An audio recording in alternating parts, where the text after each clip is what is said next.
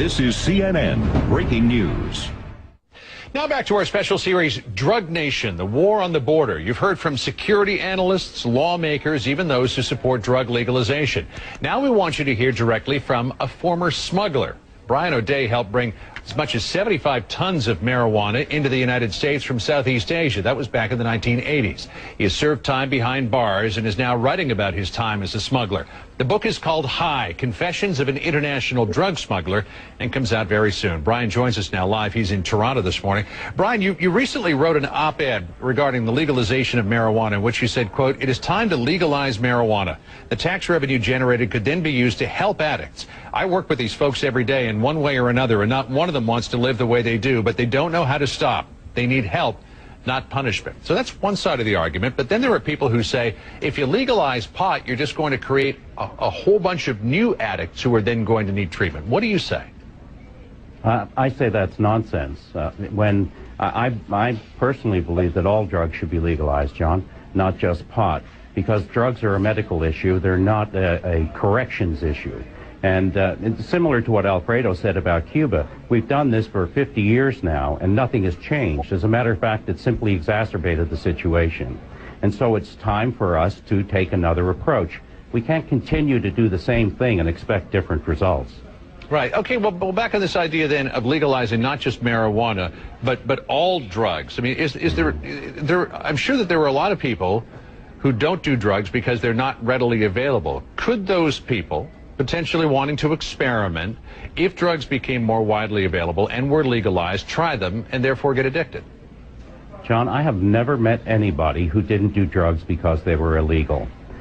The people who use drugs run the gamut of our population, from the wealthiest to the poorest.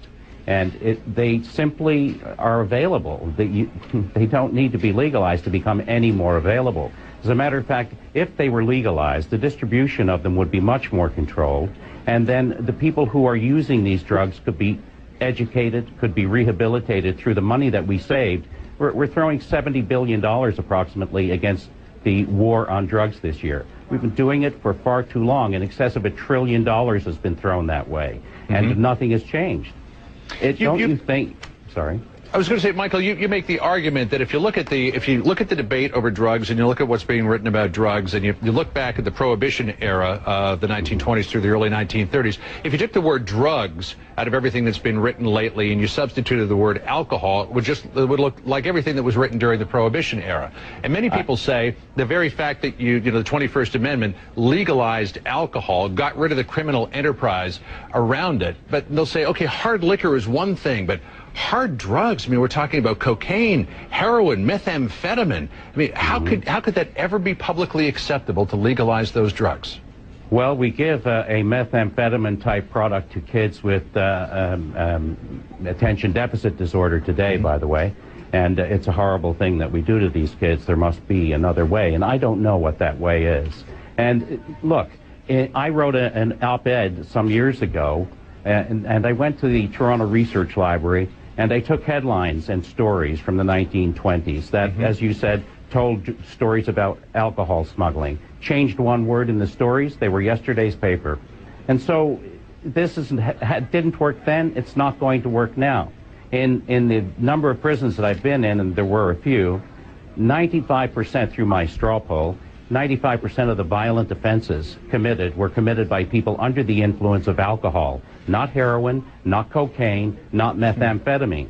Now, granted, those substances are horrible substances, and to be hooked on them is a horrible thing. I worked with people as recently as 2 days ago, spent 3 hours knocking on a person's door, trying to get in there to save this guy's life. And he was in there smoking the crack pipe. It's horrible. And this guy, he gave up his whole life, everything he loved in his life, out the door for the crack pipe.